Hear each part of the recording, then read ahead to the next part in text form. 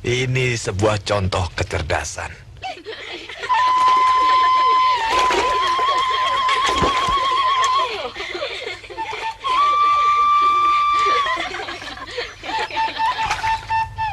Ya, ya. Hop! Hop! Hop!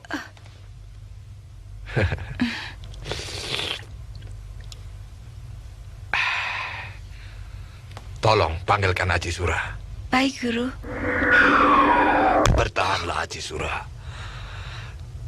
Kerahkan seluruh tenaga dalammu.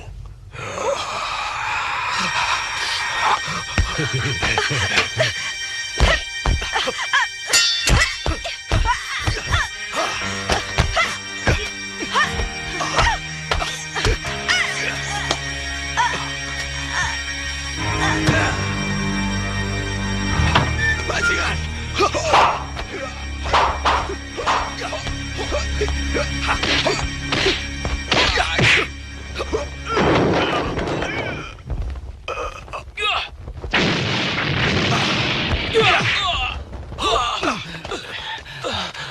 Bajingan itu ilmunya memang luar biasa. Cepat lapor pada Gusti Prabu Brahma, biar ayah yang menghadapinya. Baik, ayah.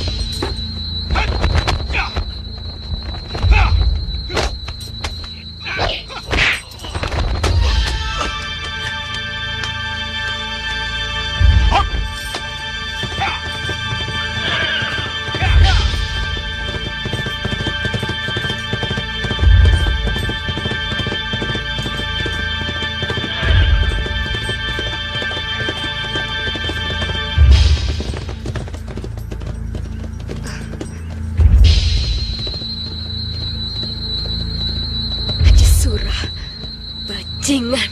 Hiya!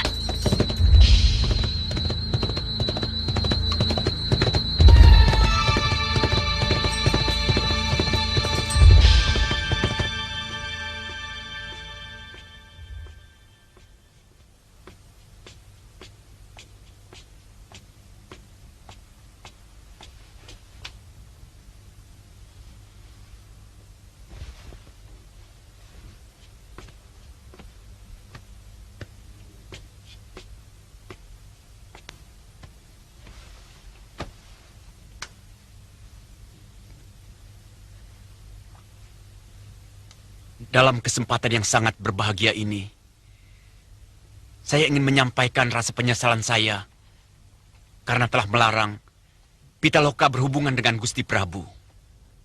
Jangan pikirkan tentang itu, Paman.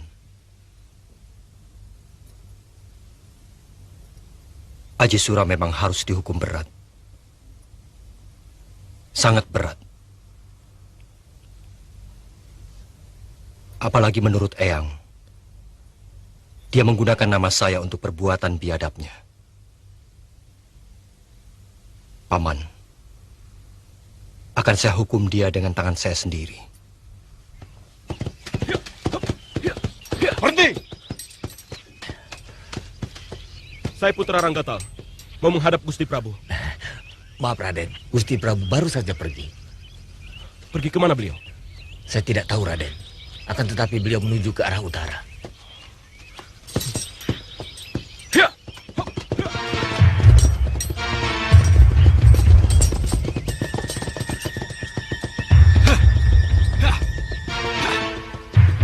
Haji Sura. Hap. Hai, hai. Ya. Hai. Hai. Hai. Sabar, Dinda. Jangan marah dulu. Saya sangat mencintaimu. Sungguh. Mari kita hidup bersama. Saya kira setiap wanita tidak akan sudi punya suami seperti kamu. Hah?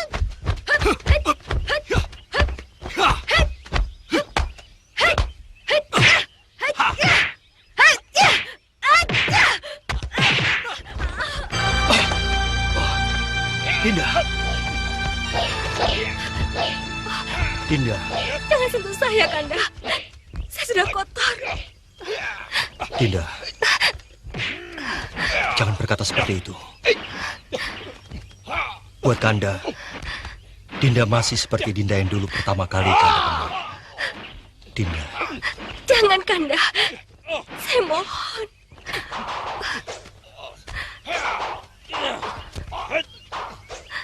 Saya malu. Seorang raja utusan dewa.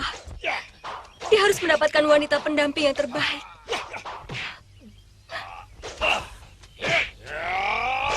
Dinda. Sebagai manusia, kita semua tidak akan luput dari kesalahan.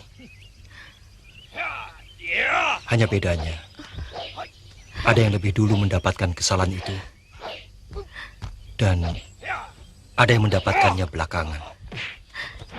Dinda. Tidak, Kanda. Saya tidak pantas lagi. Yang ada dalam pikiran saya sekarang, bagaimana membunuh bajingan seperti itu, karena akan membahayakan wanita lain. Dinda, tenangkan pikiranmu. Kanda yakin semuanya akan bisa teratasi.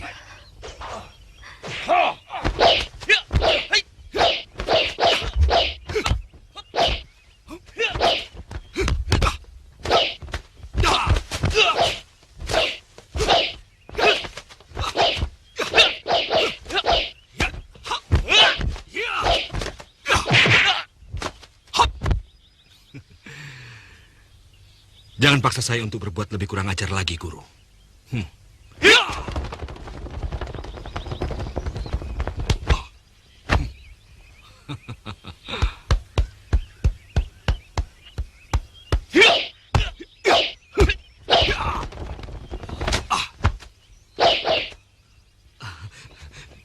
Sudah, Guru.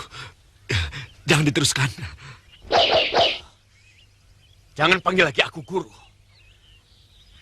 Kau harus mati di tanganku. Teganya kau merusak masa depan anakku. Maaf, bukan saya yang memulai. Tapi Dinda Pitaloka yang lebih dulu minta dicumbui. Saya hanya terpaksa memenuhi nafsu dari orang yang sangat saya cintai. Bajingan. Haji Surah! Dasar bajingan. Kau memperkosa dan membunuh calon istriku. Apakah itu juga karena terpaksa? Ayah.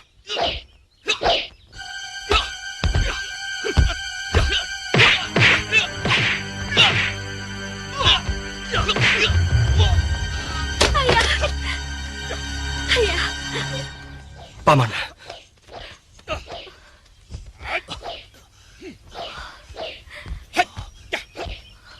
Pitaloka, hati-hati menghadapi anak murtad itu. Dia harus mati di tangan saya, Ayah. Ayah telah mendengar semua dari Eyang Astagina. Kau memang berhak membalasnya.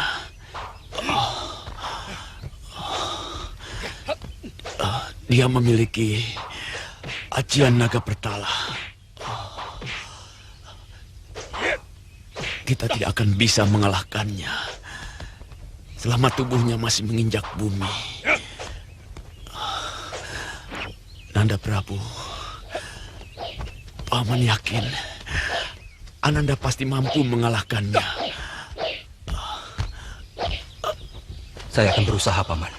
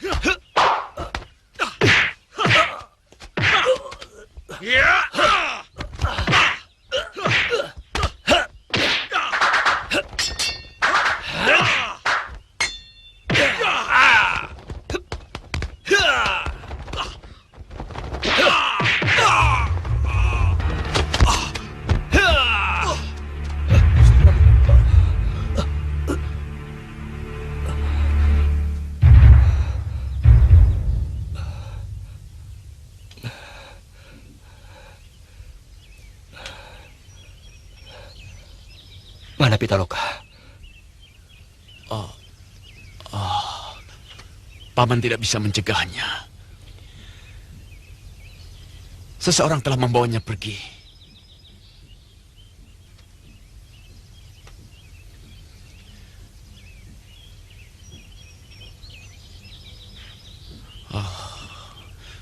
Mudah-mudahan bukan orangnya Luh Karpo atau Aji Sura.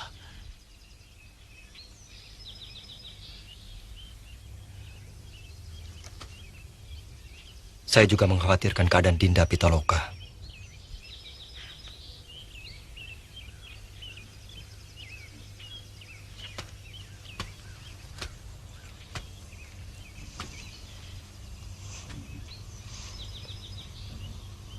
Saya berjanji akan mencari Dinda Pitaloka sampai dapat, Paman. Nanda Prabu, Paman mohon diri. Karena Paman merasa punya tanggung jawab untuk mengembalikan keris batu bulan ke tempatnya semula di Kahuripan. Semoga Dewata mendengar niat baik Paman. Hamba juga demikian, Gusti Prabu.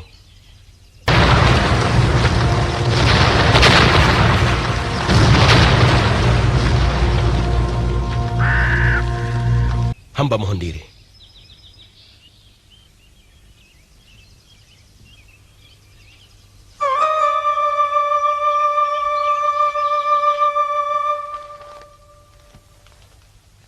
Ayo, kita minumkan ramuannya, Kakang.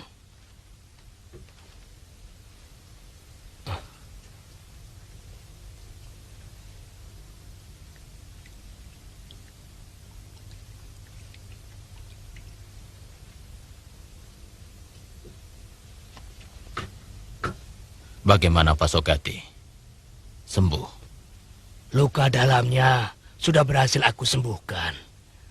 Akan tetapi, susunan sarafnya terganggu. Yang kutakutkan kalau ada yang putus. Mudah-mudahan ramuan tadi bisa mempercepat pemulihan kerja urat sarafnya. Aku kira ini diakibatkan oleh benturan yang terlalu keras di otak belakangnya.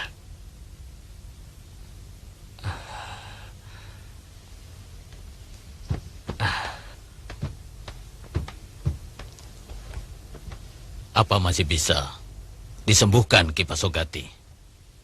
Aku bukan ahli urat saraf, Kakang. Kemampuanku terbatas.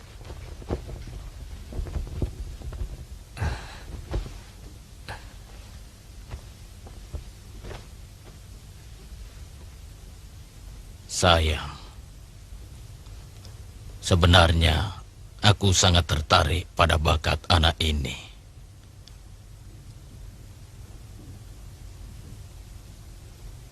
Bentuk tulangnya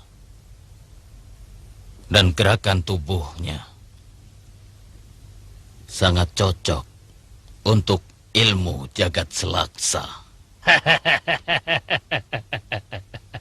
Anak ini memang sangat luar biasa.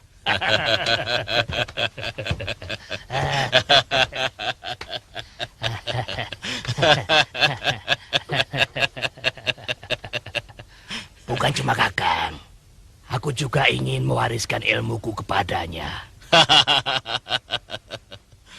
Usahakan dia sampai sembuh, Pasogati. Hanya dia satu-satunya yang dapat mewarisi ilmuku. Aku yakin dia dapat membesarkan nama padepokan ini. Apalagi ajian jagat selaksa kuwariskan kepadanya. Rimba persilatan akan gemetar mendengar nama padepokan Binangun ini.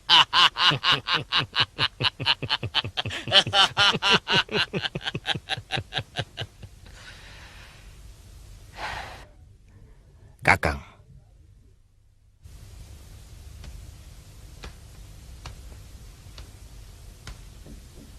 aku sangsi, Kakang. Mengingat dirinya pun dia tidak mampu. Dan kalaupun bisa disembuhkan,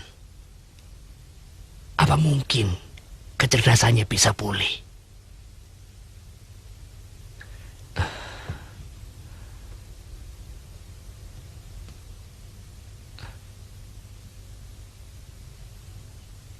Coba kau ingat-ingat dulu. Barangkali kau pernah tahu ada tabib saraf yang pintar, Pak Sogati.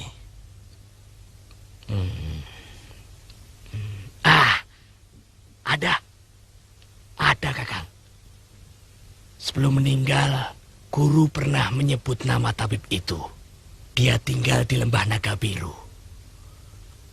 Kalau tidak salah, tabib itu bernama Prada Bisnawa. Kalau begitu, besok kita bawa anak ini ke sana. Aku tahu tempatnya. Letaknya dekat Gunung Cikuray. Sebaiknya anak ini biar pulih dulu tubuhnya. Aku akan merawatnya. Sementara itu, Kakang pergi menemui tabib Prada Bisnawa. Siapa tahu beliau bersedia mengobati di sini.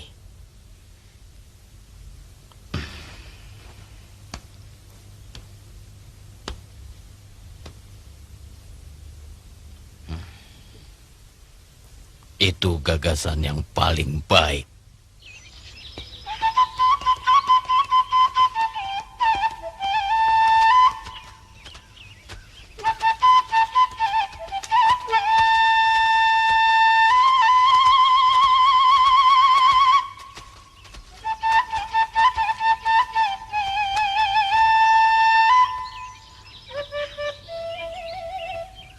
Kalian boleh pergi.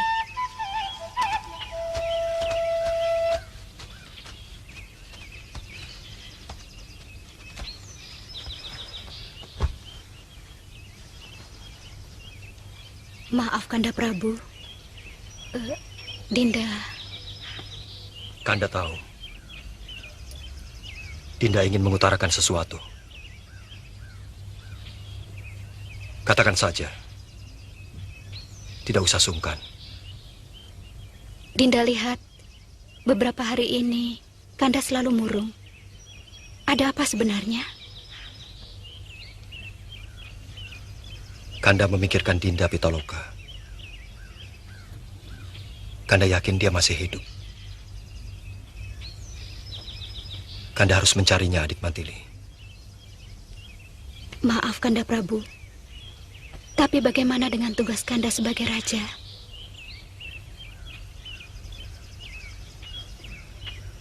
Itu persoalannya.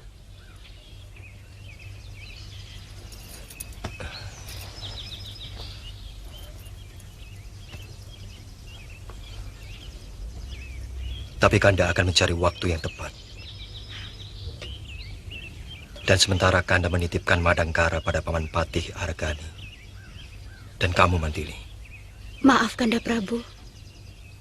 Apakah tidak sebaiknya Kanda sebarkan dulu mata-mata untuk melacak keberadaan Kanda Pitaloka? Baru kemudian Kanda menjemput ke sana.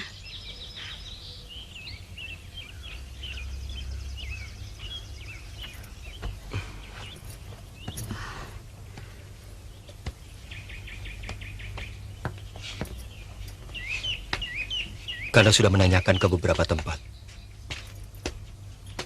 Tapi Dinda Pitaloka tidak ada.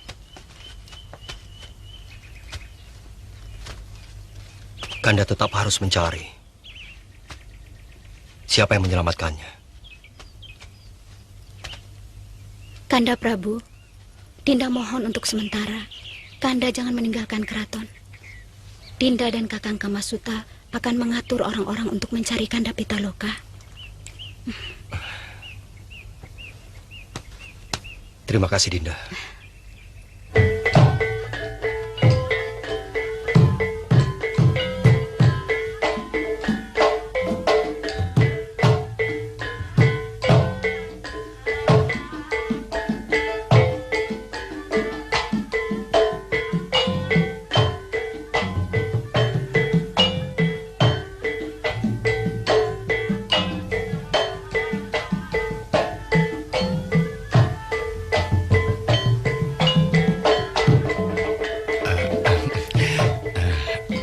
Barangkali Kakang ingin ikut menari. Tidak.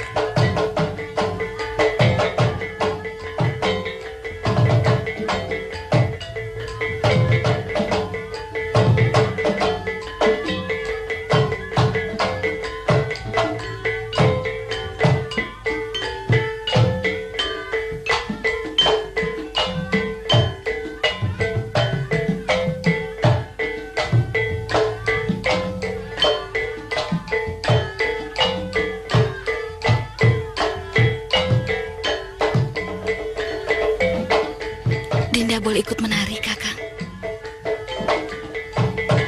Apa itu perlu? Ya, kalau tidak boleh, buat apa Dinda ikut kemari? Maaf, Kakang.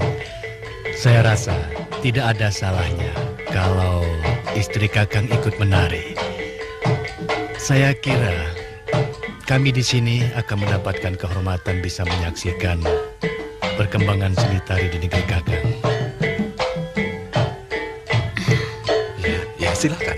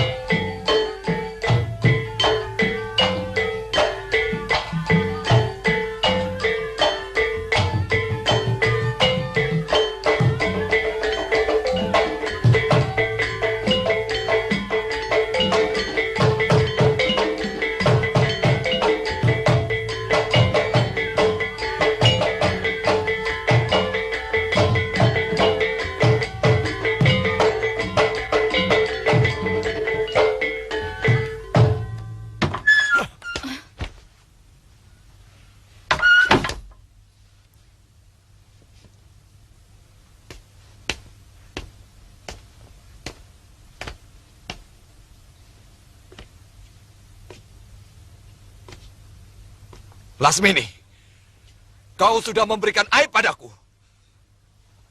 Tidak pantas istri seorang Tumenggung Pajajaran melenggang-lenggok seperti itu.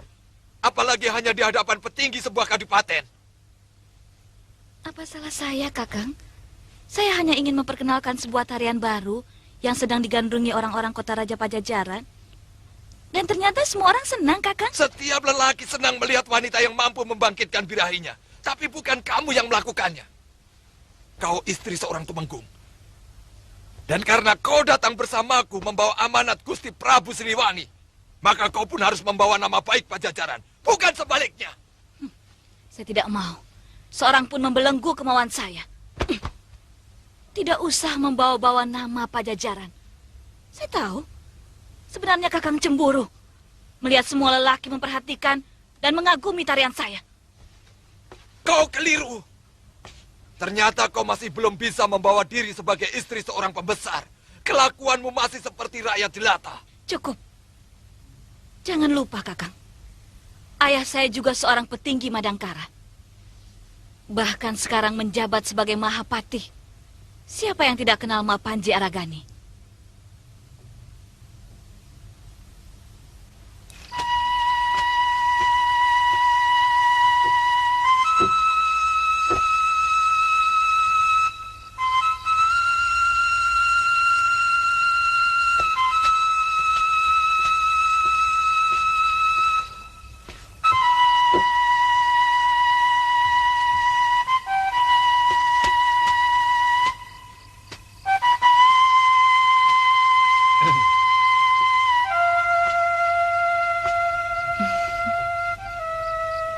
Saya kira siapa? Kertamaya memang lebih panas dari Pajajaran. Nyai Tumenggung pasti sedang cari angin. Iya. Saya mencari kesejukan di sini. Di kamar terasa pengap. Kenapa tidak bersama Kakang Tumenggung? Air pegunungan pun menjadi panas kalau ada dia. Saya ke taman ini karena di kamar ada dia. Kok tidak bersama dengan Nyi Dumila? Sama dengan Nyai Tumenggung. Air pegunungan pun akan menjadi gerah kalau ada dia.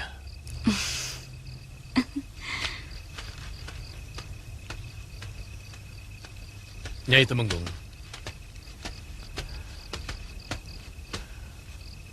Bagaimana dengan Kertamaya menurut Nyai Tumenggung?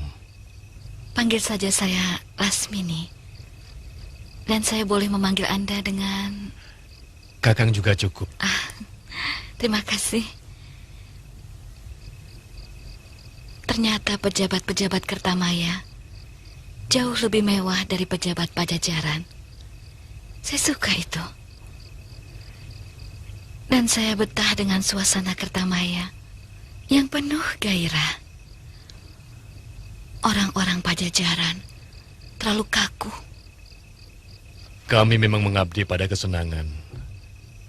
Dewata Agung menciptakan alam semesta untuk dinikmati oleh penghuninya. Saya setuju. Hanya orang-orang bodoh yang memicingkan matanya untuk kesenangan.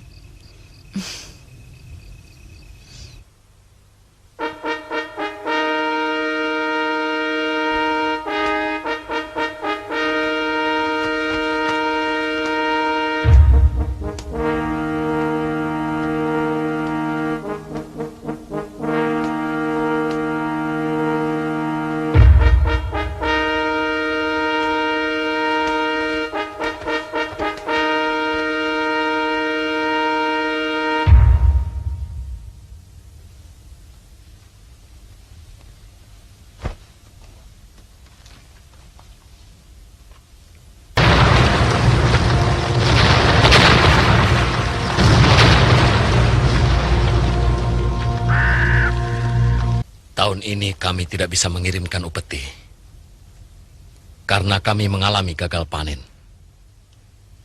Saya kira bukan masalah upetinya Raden Adipati, tetapi penghadapan Raden yang diperlukan. Dan mungkin Gusti Prabu malah akan memberikan bantuan kepada Kadipaten Kertamaya ini, kalau memang sedang mengalami kekurangan. Kami tidak butuh bantuan. Kami akan berusaha mengatasinya sendiri. Kalau memang demikian kemauan Raden, sebagai utusan saya mohon jawaban Raden tertulis dalam surat. Agar Gusti Prabu memahami dan mempercayai bahwa itu memang benar-benar kemauan Raden. Narwada.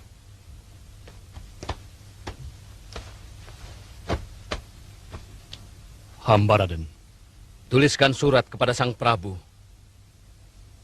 Katakan bahwa tahun ini dan mungkin juga tahun depan Kadipaten Kertamaya tidak bisa mengirim upeti. Bahkan tidak bisa mengirimkan utusan. Maaf Raden, pernyataan seperti itu sama artinya dengan pembelotan.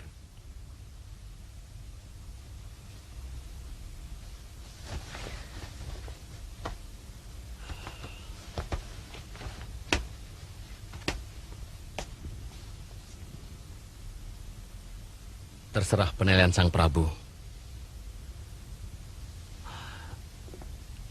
Aku yakin Paman Tumenggung seorang utusan yang jeli dan cukup jelas mendengar kata-kataku.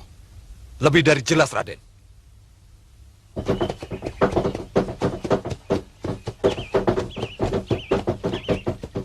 Kita selesaikan urusan kita begitu sampai Pajajaran. Mungkin kita kurang mampu saling mengimbangi biduk rumah tangga kita, sehingga makin lama makin terasa oleng. Saya tidak suka. Kebebasan saya terlalu dibatasi. Perkawinan itu sendiri adalah batas, yang untuk hal-hal tertentu sangat tabu dilanggar oleh seorang yang terikat di dalamnya. Seorang istri pantang mempermalukan suaminya. Demikian pula, seorang istri pantang menemui lelaki lain tanpa sepengetahuan suami. Kaum lelaki selamanya ingin menang sendiri. Berapa banyak para suami menyimpan gundik di luar istrinya yang sah. Apa itu adil? Perkawinan bagi saya hanya penjara untuk kaum wanita. Lasmini.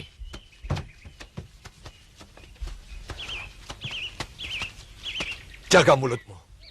Sejak zaman dulu, kaum lelaki ditakdirkan untuk memiliki istri banyak. Karena kaum lelaki ditakdirkan untuk melindungi kaum wanita. Hebat. Betapa enaknya jadi kaum lelaki. Dengan dalih melindungi kaum wanita, lalu berhak memiliki istri sebanyak mungkin.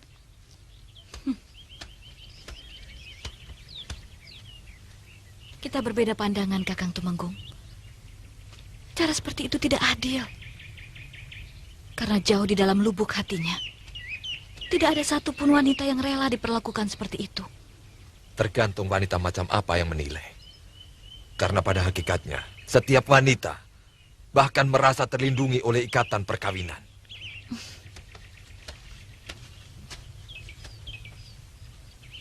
Kalau begitu, saya termasuk wanita yang lain, Kakang.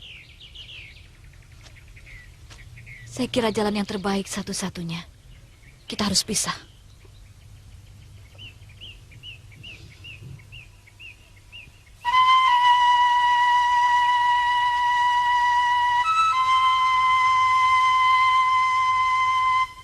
Itu memang keinginanmu. Tidak apa. Buat apa mempertahankan perahu rapuh?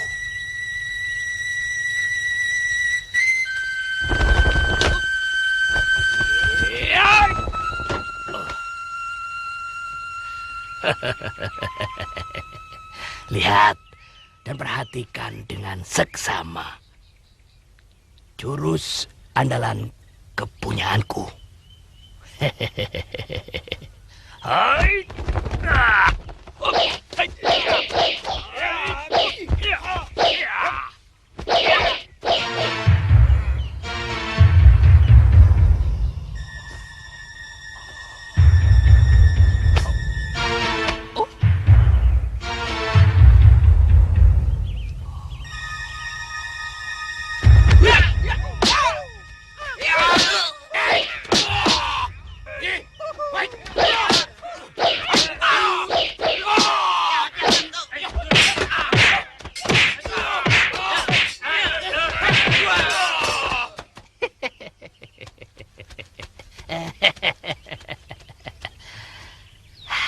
Bagus kan jurusnya?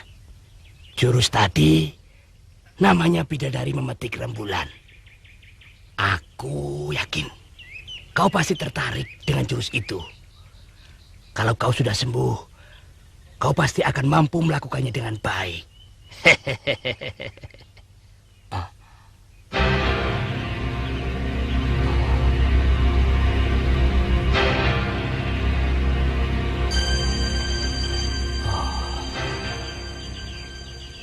Kasihan.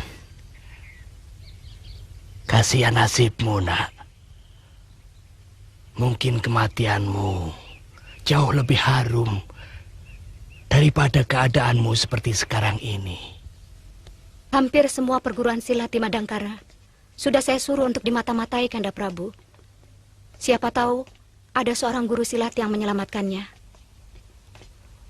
Aku sangat mengkhawatirkan keselamatannya, Dinda. Barangkali Kanda Pitaloka punya...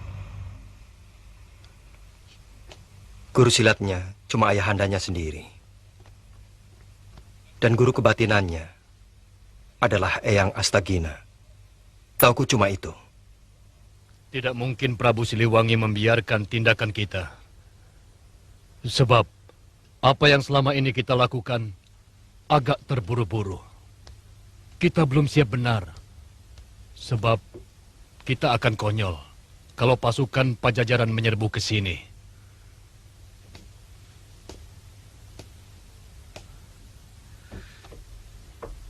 Kau takut, Kakang Narwada? Saya cemas. Rencana besar Raden Adipati akan kandas. Hanya karena terburu-buru. Kalau kita lebih siap lagi, saya yakin pasukan Kertamaya akan bisa menang. Dengan satu syarat, kita dahului menyerang. Sebab menyerang jauh lebih baik daripada bertahan. Kalau begitu kita serang. Kenapa harus bingung? Pesanan kuda dari Majapahit belum datang. Sementara pasukan menyerang tidak punya arti apa-apa tanpa pasukan berkuda.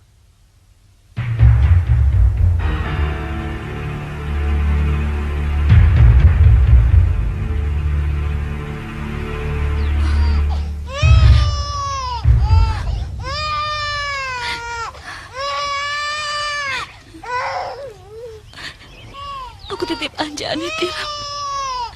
Rawat dia dengan baik. Karena aku tahu Kakang Tumenggung sangat sibuk. Sebenarnya mau kemana? Di sini sudah enak. Apalagi yang akan dicari? Gusti Tumenggung juga sangat mencintai Den Ayu. Kekayaannya juga cukup, bahkan lebih.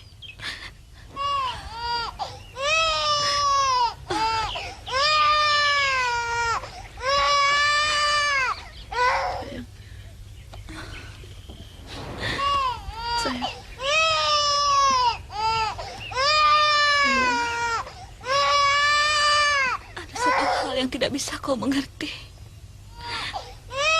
Aku tidak bisa hidup dalam kekangan. Aku biasa bebas seperti burung yang hinggap dimanapun aku suka. Sementara di sini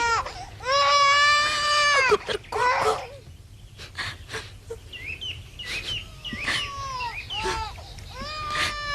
Jaga anakku baik-baik. Suatu saat, aku pasti akan menjenguknya. Saya kira Dan Ayu lebih baik menunggu Gusti Tumenggung. Sampaikan salamku pada Kakang Tumenggung. Katakan juga, aku minta maaf karena tidak mampu mengabdi dengan baik. Sayang,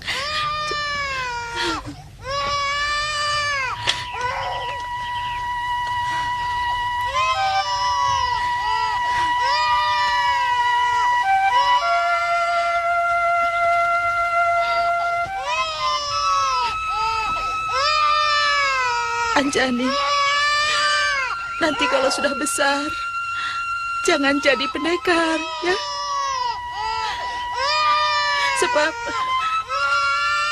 pendekar itu lebih mencintai pedangnya daripada suaminya.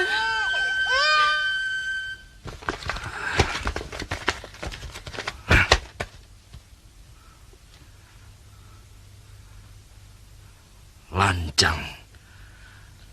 Dananjaya harus membayar mahal untuk pembelotannya itu.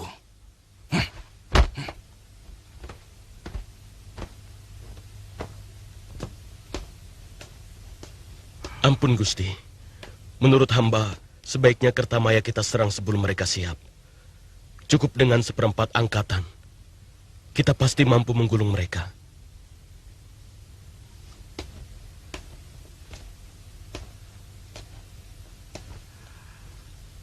Aku inginkan Adipati itu ditangkap hidup-hidup. Maaf Kanda Prabu. Saya kira lebih baik memilih jalan yang paling sedikit memakan korban. Perang akan menghancurkan perdagangan dan pertanian rakyat. Sementara menurut laporan Tumenggung Gitanyali, kehidupan rakyat Kertamaya cukup makmur. Bagaimana kalau Kanda Prabu mempercayakan tugas itu kepada saya?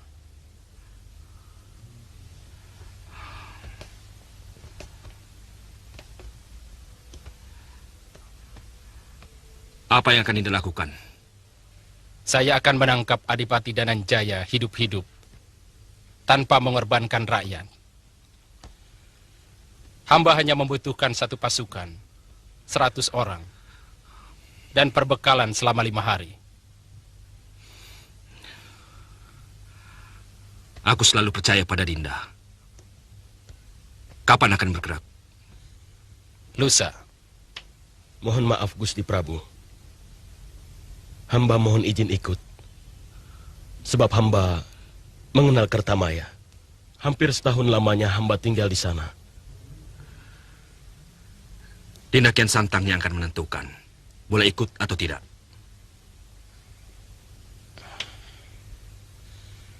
Saya merasa tidak keberatan, Kanda Prabu.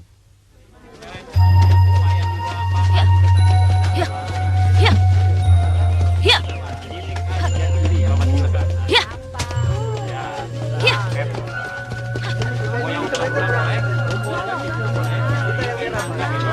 Ya.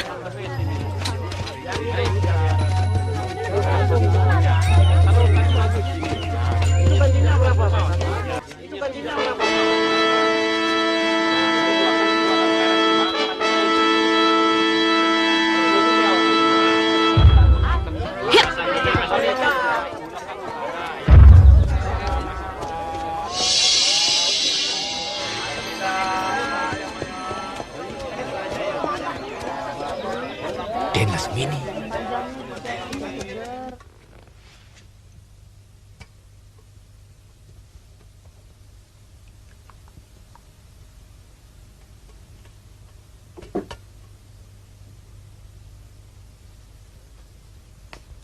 Saya tidak membenci dia. Dinda jangan salah paham. Mana mungkin seorang ayah memusuhi anaknya sendiri. Saya cuma khawatir dia akan kembali mengganggu Gusti Brahma. Kanda terlalu merendahkan Lasmini. Apa sudah begitu rendahkah tabiat anak kita? Kalau dulu dia mengejar-ngejar Gusti Brahma, karena dia sangat mencintainya. Apa itu salah? Tidak. Kalau yang dicintai juga membalas cintanya. Apa yang dilakukan oleh anak kita benar-benar memalukan. Dia sudah tahu bahwa Gusti Brahma tidak mencintainya. Tapi dia nekat. Akibatnya kita yang menerima aib.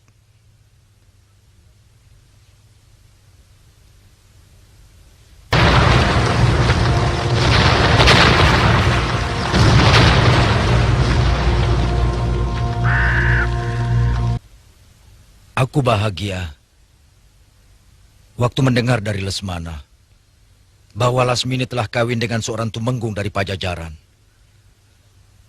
Meski harus berpisah dengan anak kandungku sendiri. Tapi kenapa Kanda sekarang kelihatannya tidak bahagia?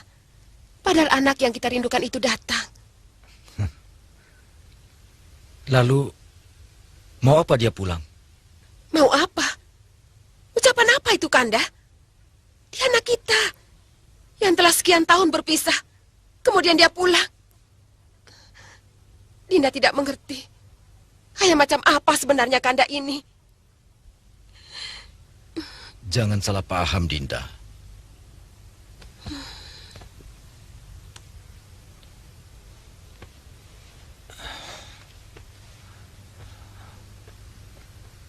Kanda tidak ingin mendapat malu untuk yang kedua kalinya, Dinda. Kakang Muharda.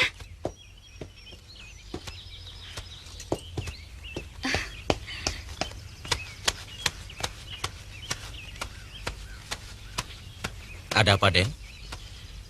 Kakang Muharda mau kemana? Saya disuruh Gusti Patih Haragani ke istana. Kakang Muharda sering ke sana? Ya pasti. Semua kuda-kuda pilihan yang ada di sana, itu saya yang ngurus.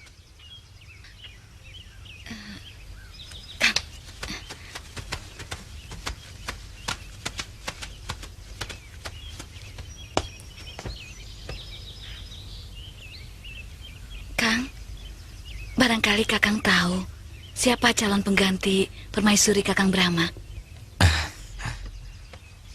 Belum ada. Karena Gusti Prabu masih sangat yakin bahwa beliau bisa menemukan Den Pitaloka. Itu sebabnya kenapa beliau belum berniat mencari penggantinya. Kenapa Kakang Brahma tidak berusaha mencarinya? Sudah. Bahkan puluhan prajurit dikirim untuk mencari Den Pitaloka. Tapi sampai sekarang belum ada kabarnya.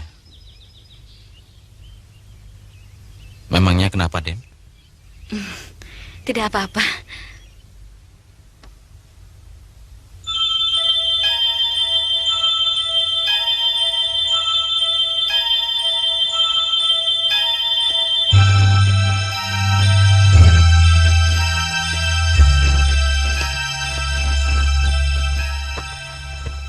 Waktunya kurang tepat kalau kamu mau beranjang sana ke istana. Gusti Prabu sedang banyak masalah. Mungkin kedatangan saya malah bisa menghibur Kakang Brahma, Ayah. Beliau raja kita, Lasmini. Kurang layak seorang abdi menyebut rajanya dengan sebutan Kakang. Kanda, bagaimanapun Gusti Brahma kan pernah menjadi saudara seperguruan Lasmini. Wajar saja kalau dia terbawa memanggil dengan sebutan persaudaraan. Lagi pula di rumah sendiri. Dimanapun kita berada, kita harus menghormati raja kita dengan sebutan yang pantas. Sebab menyebut seorang raja dengan seenaknya akan mempengaruhi sikap dan pengabdian kita. Mengerti, Lasmini? Apa salahnya, Ayah, kalau saya memberikan selamat pada orang yang pernah saya cintai? Tidak ada yang salah. Tapi tidak dalam waktu dekat ini. Dan tolong, jaga nama baik ayahmu. Ayah pikir saya mau apa? Saya sudah memiliki segalanya. Saya sudah menikah. Suami saya juga bukan orang rendahan. Seorang tumbenggung dari sebuah kerajaan besar, Ayah.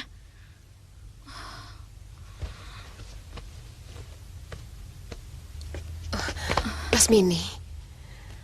Ayah terlalu menghina saya, Ibu.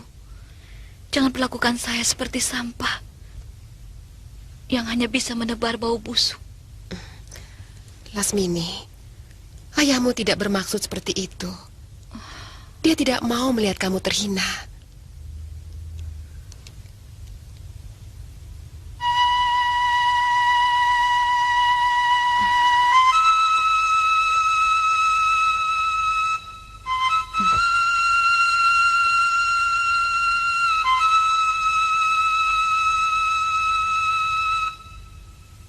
Kali ini, saya harus merasakan kehangatan dekapanmu, Kakang Brahma.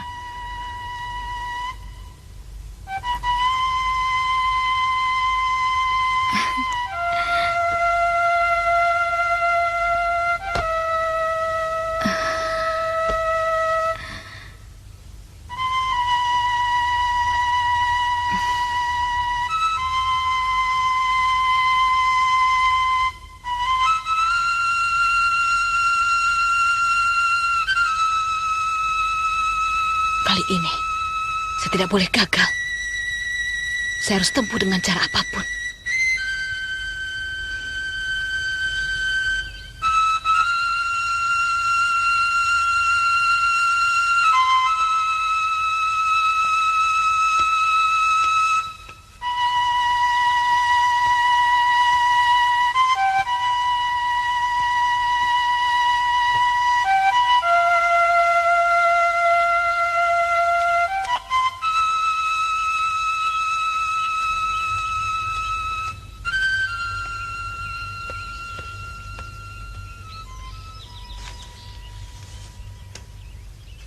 Putri Gusti Pati Aragani mohon menghadap Gusti Prabu.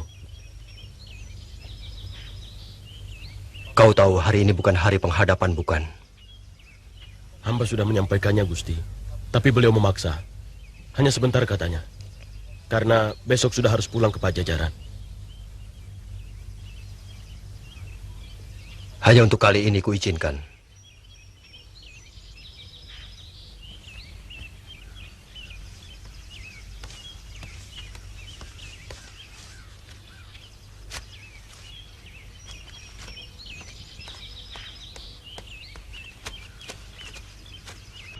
Gusti Prabu berkenan menerima tamu. Terima kasih. Silakan.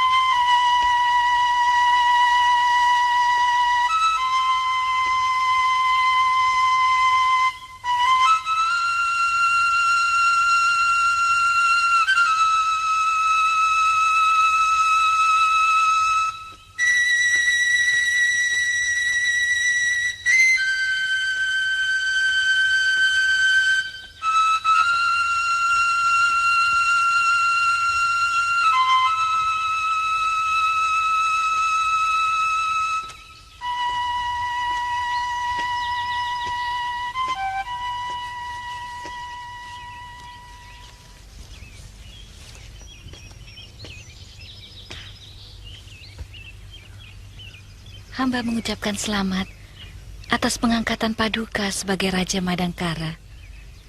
Dan hamba juga berterima kasih atas pengangkatan ayah hamba sebagai Mahapati. Terima kasih Lasmini. Saya hanya menjalankan garis ketentuan Dewata Agung. Terimalah sembah hamba sebagai abdi. Jangan berlebihan Lasmini. Saya tidak suka.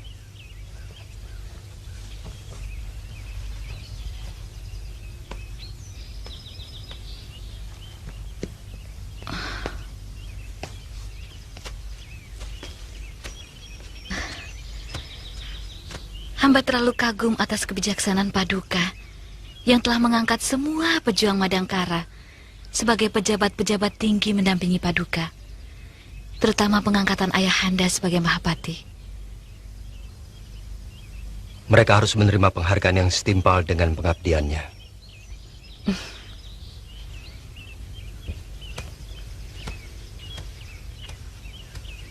Tindakan Paduka mengingatkan hamba pada cerita Raden Wijaya yang juga membagi kedudukannya pada orang-orang yang membela perjuangannya.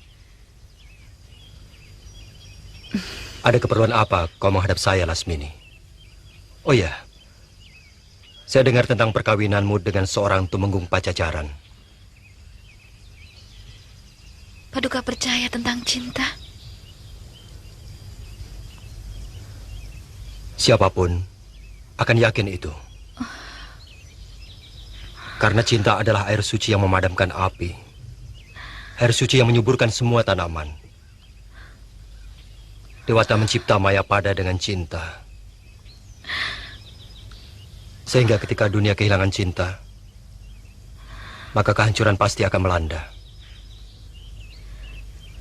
Itulah nasib hamba. Hamba menikah bukan karena cinta, tapi karena kebencian.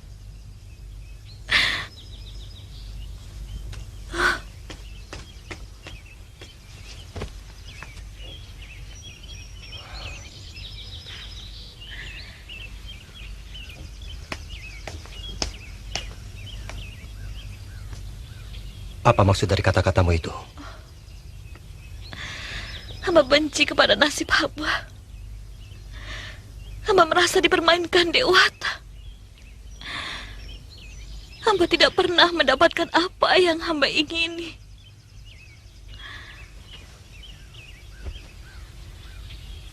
Sejak kecil, hamba menginginkan kasih sayang dari seorang ayah. Tapi tidak pernah hamba dapatkan. Karena ayah terlibat dalam perjuangan bangsanya. Hamba memimpikan tinggal di rumah gedung. Tapi yang hamba dapatkan rumah gubuk sumpah milik Nenek Goreng.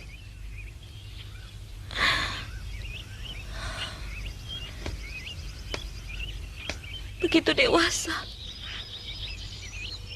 hamba menginginkan cinta dari seseorang yang benar-benar hamba sayangi. Tapi ternyata ditolak secara halus.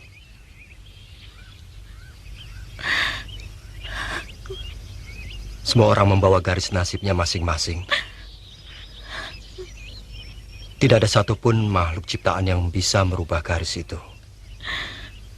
Itu hak mutlak para dewa. Dan cinta sendiri ada pada setiap orang. Tidak bisa cinta seseorang harus mengalah pada cinta orang lain. Itu hukumnya. Hamba sengaja membuang diri. Bahkan nyaris mati bunuh diri. Karena kecewa pada nasib hamba.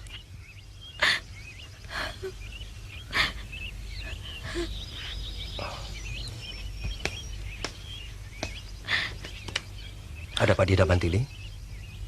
Kakang Prabu, Legian sudah menemukan tempat Kanda Pitaloka. Apa dia melihat sendiri? Maksud hamba, Legian mendengar cerita dari beberapa penduduk desa Gintung yang melihat seseorang membawa gadis dalam keadaan pingsan Tepat pada hari hilangnya Kanda Pitaloka. Perintahkan dia sampai Dinda Pitaloka ketemu. Baik Kakang Prabu, hamba mohon pamit.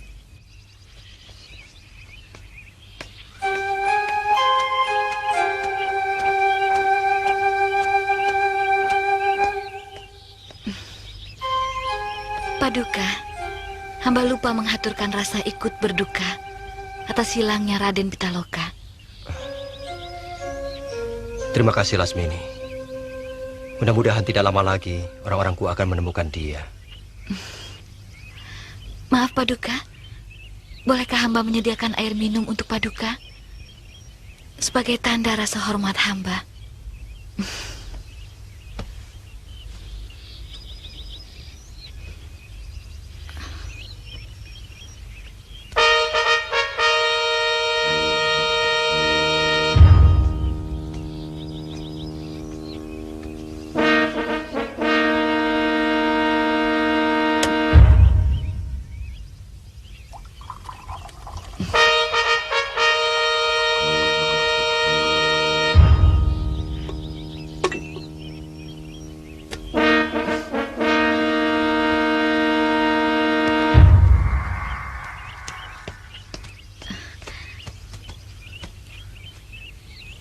Ada apa, Paduka? Kelihatannya... Sikapmu mengingatkan saya pada Pitaloka. Dia sering melayani saya seperti ini. Terima kasih.